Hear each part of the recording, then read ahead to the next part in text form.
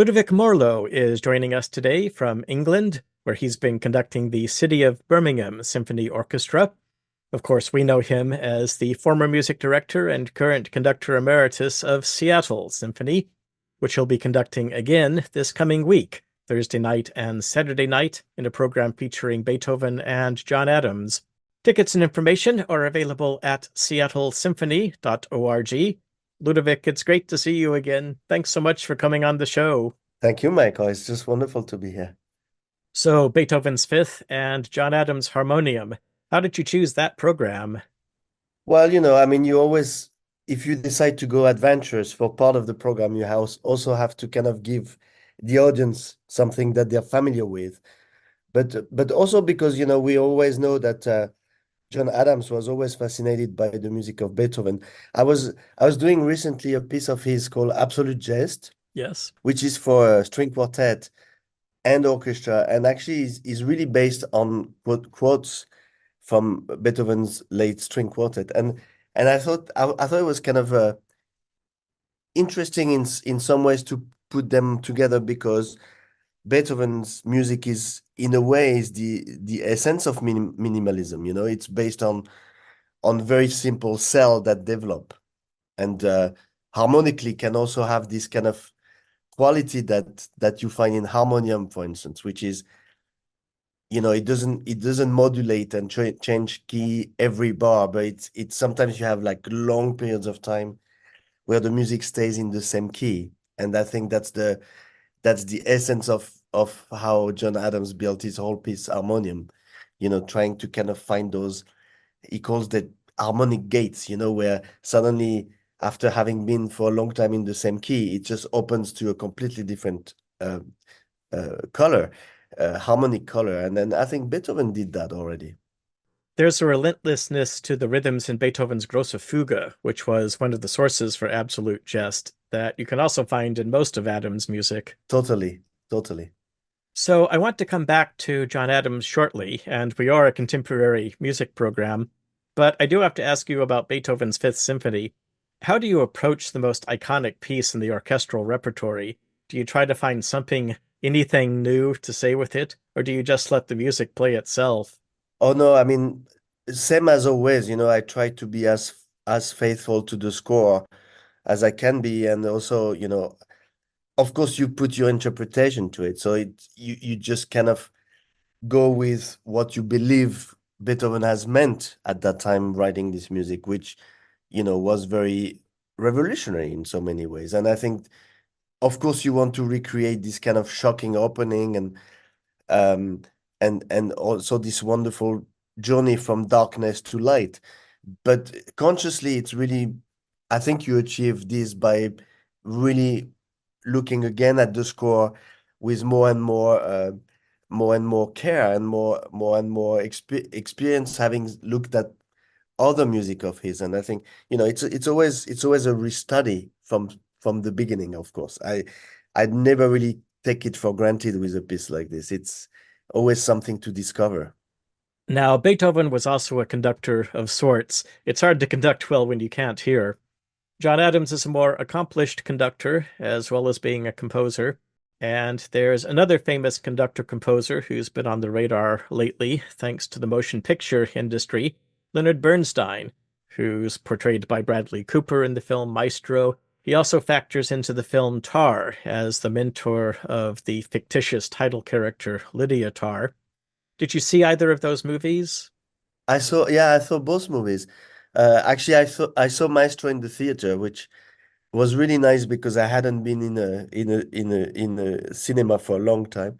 It really works better in a theater where you can see it evolve from black and white to color footage to widescreen. Very much so, and also because the music is so gorgeous, and I also, for me, it was a very special movie because so many of it takes place at Tanglewood, Hmm. which was my musical home as a student. I was a fellow there 20 years ago and spent many summers as assistant to the Boston Symphony Yes.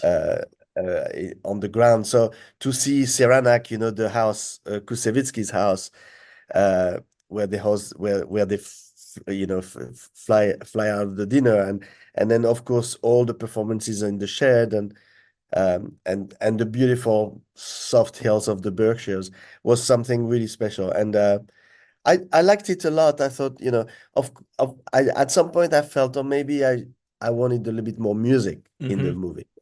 But after all, I just realized, this is not a biopic. This is not another The Gift of Music, which is a wonderful Humphrey Burton film that I remember seeing.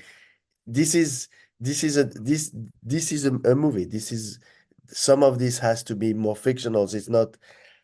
It's for the largest audience, and I was less convinced by Tar between us. I just feel I felt he was falling, despite wonderful performances, in the movie. I felt he was falling into some of the cliche about the role of a conductor, and this kind of tyrannic,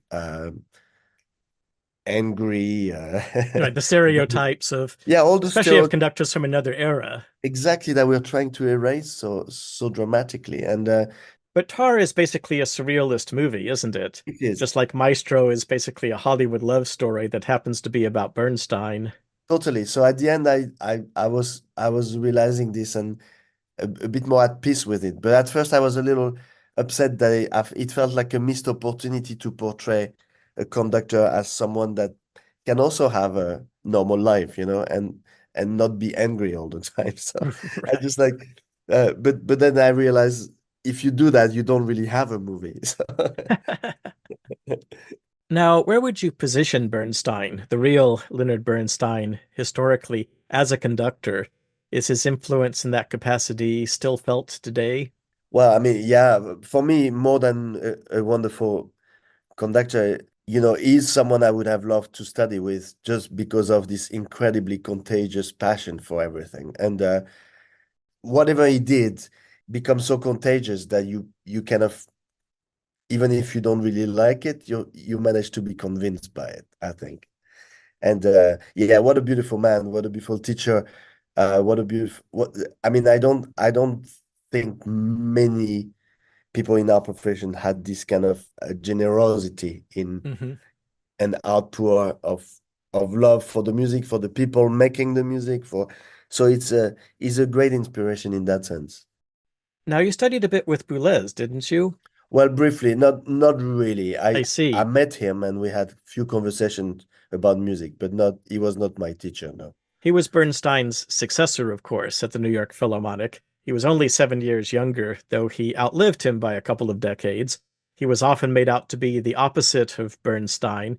Do you think that assessment is accurate? Well, in the sense that he was very rigorous about the text, when I think Bernstein was more interested in reaching out with telling a story, whether Boulez, I think, was more concerned about leaving a testament in history about something that would be faithful to what you can find in the music score.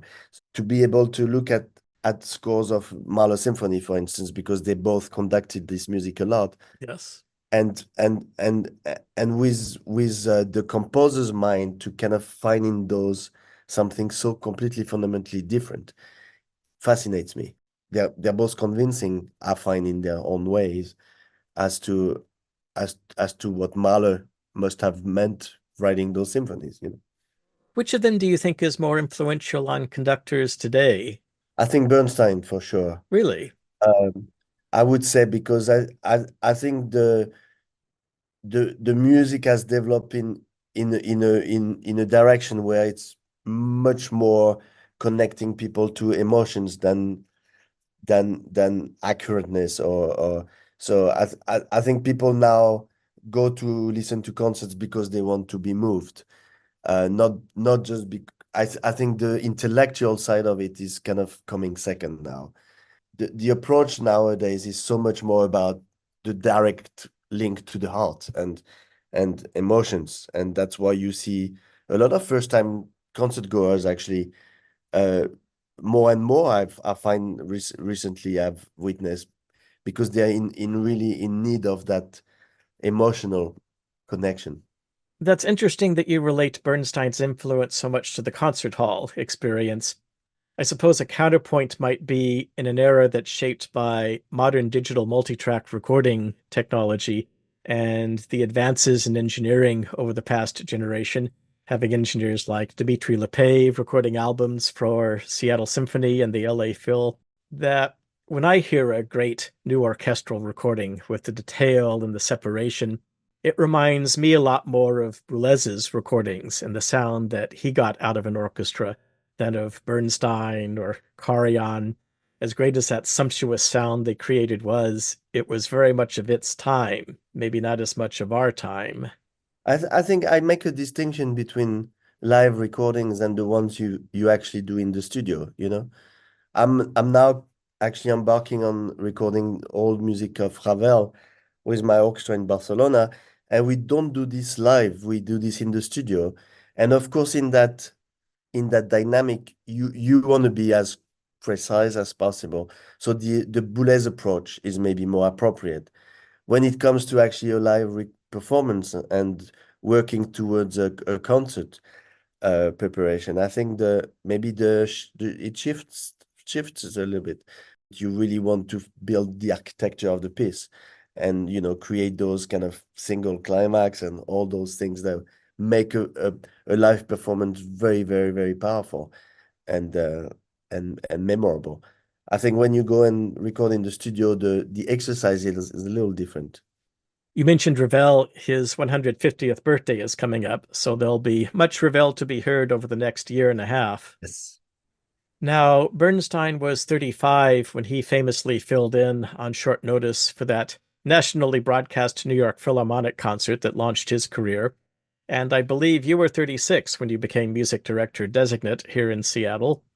There's another young, charismatic conductor, still in his 20s, in fact, who's set to take over arguably the most prestigious American orchestra that's not based in New York, Klaus Mäkelä in Chicago. Uh-huh. What do you think of that appointment?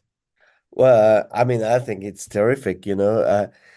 I don't know. I don't know him. I don't know the chemistry with the orchestra. I think, any musicians that has opportunity to work with an instrument of that quality is, first of all, has talent, this undeniable, and then we'll have an incredible opportunity to grow as a musician exponentially. Now you're in Birmingham, where Simon Rattle honed his craft for many years. He didn't go straight to Berlin. Karajan was in the provincial German city of Aachen for many years before he went to Berlin. Well, the industry has changed, I mean, look, when I stepped in at the New York Philharmonic last minute for Christoph von Dohnanyi, I remember I was in my early 30s and I was considered a very young conductor, to Mhm. get such opportunity. And then, of course, after this, I mean, I can name all my colleagues like Yannick Nézet-Séguin and Gustavo Dudamel and I. In our 30s, we got actually opportunities to lead some major orchestras in America and in the world. And I mean, if you think Kubelik arrived in Chicago Symphony, he was also very young. He was in his 30s, and sadly for him, didn't last very long. But I'm sure it was incredible uh, learning process for him, and he became the beautiful musician that I actually was very fond of. I mean, I know how difficult this job is, and it's very hard to judge. And I'm sure it's a wonderful move for him and the orchestra, and the community seems to be embracing it, and I think it's fabulous. I think you've said it's easy to be loved as a guest conductor, but being a music director means tackling long-term matters. And the joke is that music directors in the US only get to conduct in their spare time. What do you think, based on your experience, is going to be the hardest adjustment for Mäkelä to make, going from Concertgebouw and European orchestras to Chicago? Well, I just hope I mean, I don't know. He might have stamina that is so big that he can do anything. But I know a little bit that this is a lonely and tiring life, on the road. And I just hope he manages that side of his life well, because he will only be able to make great music if he's happy, in his life. And I think that's at that age, that's what can be a little dangerous, is how you're gonna manage the rest, As you said, to do all the things around the music, not just the music, but the programming, the personnel handling, the fundraising, the touring, the recording, the auditions, it's a lot of work. And I mean, it's important to manage that side of things very well. So I wish him good luck, of course. Some sage words from my guest, Ludovic Morlot, who was music director of Seattle Symphony from 2011 to 2019. He returns this week to conduct Beethoven's Fifth Symphony and John Adams' Harmonium. Ludo, your tenure here featured the inauguration of the symphony's Octave 9 space, the Untitled series of concerts in the lobby of Benaroya Hall, which we miss, by the way, and lots of major premieres, Silvestrov, Elliott Carter, and our friend John Luther Adams, the other John Adams. We're hearing his Become trilogy in the background, which you recorded, and you're in Birmingham now for another John Luther Adams premiere. Can you tell us about that? It's called the Vespers of the Blessed Earth, and this is for chorus. Actually, I should say 4 different choruses, and then and rather small orchestra in 5 movements, soprano solo. I mean, Vespers are evening prayers, as we know, Right. and he was very inspired, I believe, from the idea of the Monteverdi. But instead of prayers to the Virgin Mary, it's actually prayers to the blessed earth. In actually that you have text in Latin, for instance, that will quote every name of all the extinct or endangered species in the world of plants and animals, and it actually ends with Homo sapiens, which is kind of a bit of a vision for what this world is going into. We're hearing the Monteverdi piece in the background now, and that idea of quoting species that takes a page from Messiaen, Yes, from Saint Francis. That's right. One of the baritones that sang it, I think it was Rodney Gilfrey, said that the hardest part to memorize was the Sermon to the Birds, where he had to learn all the names of those species. Absolutely, and actually, there's a whole list of those words. And I was working with Simon Housley, who is the chorus director here, and just such a brilliant coach and man and musician. And they actually had someone in the chorus that is a specialist in Latin and in all terminology, and has been coaching the chorus for this. But so it's a little like Become Desert in the way that you have musicians around the hall surrounding the audience, strings on the stage with a couple of percussions, and then winds on the sides, on the balconies. And then at the very end, it's based on he call it the ghost bird, because it's The Kauai U'u from Hawaii. that's right. So sad. Extinct for about 10 years now. But he worked from a recording of it. And it's kind of a nocturnal, singing from the bird calling for the mate that will never show up. And of course, this is very moving. The piece ends like this, as it opens with 2 billion years of layers of geological layers from the Grand Canyon, citing all the names of those historic, retracing billions of years of geological terms. So of course, it's, as always with John Luther Adams, it's a piece that is fundamentally focused on the state of the affairs with the planet Earth, and that's I think more relevant than ever. And in the same, so even if it's sonically a little different than the trilogy that we presented in Seattle, I think the idea, the inspiration, the motivation behind the piece is very similar. And sonically different, meaning that there are melodies. Yeah, and it's also very, very strongly based. The material is really choral music, like he wrote, so many of other pieces for chorus. But from the trilogy, I think the difference in Become Desert, you hear the chorus in the background almost, as here it's the other way around. You hear the orchestra in the background, and just little bells kind of supporting the chorus, but it's a choral piece. So that brings us to the John Adams that you'll be conducting in Seattle, the composer of Nixon in China and El Nino, which was just at the Met, and Harmonium, which will be on the Seattle Symphony concerts. His music is probably more backward looking than the other composers we just talked about, closer to the language of Beethoven. Does that make his music easier or harder to play? Well, I think it's very difficult, this piece. Uh-huh. I've actually delayed my learning it and programming it because, it's especially for the chorus, it's a real challenge.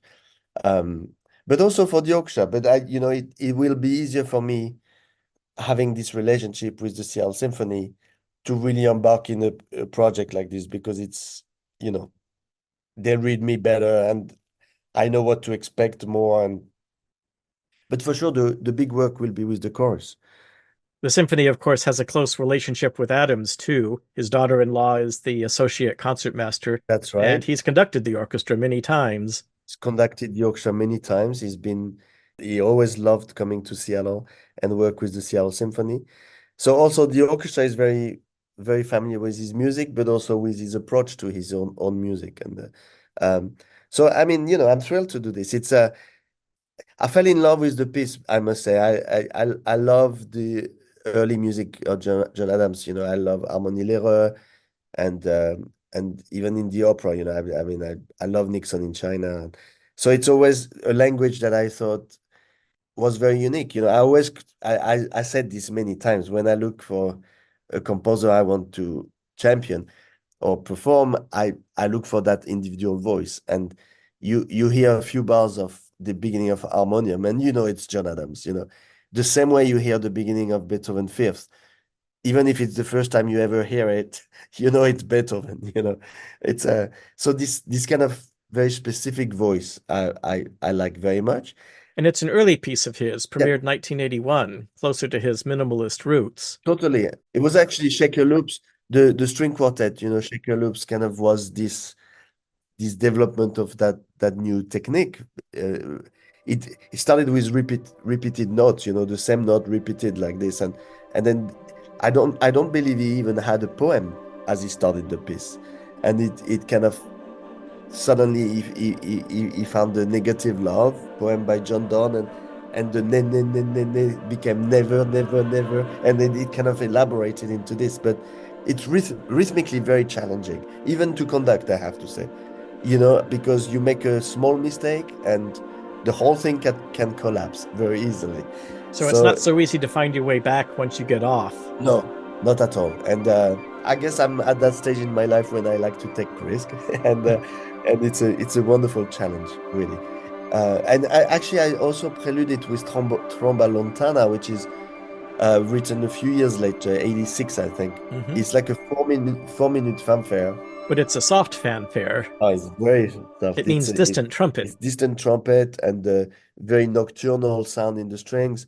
It's almost like working against the idea of the fanfare, but writing a fanfare. But it's 4 minutes, and I thought it could be a very nice kind of teaser for the audience to get in the mood to start hearing harmonium. So we're gonna do both pieces attacca almost. Nice.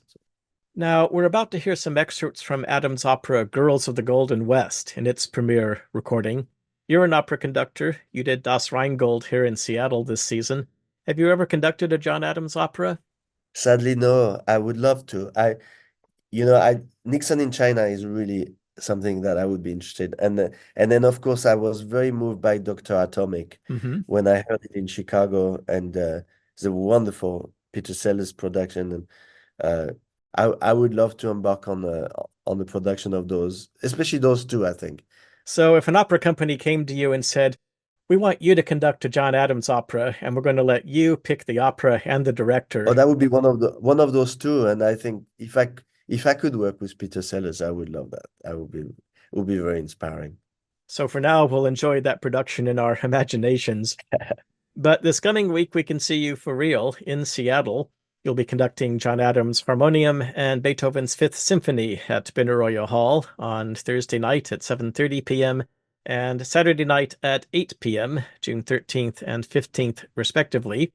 And you'll be back in September for opening night of the 2024-25 season. That's right. But this week will be our last chance to see you this season. And tickets and information are available at seattlesymphony.org. Ludovic Morlot, conductor emeritus of Seattle Symphony. It's always pleasant and edifying to talk with you. Thanks so much for joining us, and welcome home. Thank you very much. I can't wait to do more next year as well. And now here is Girls of the Golden West by John Adams.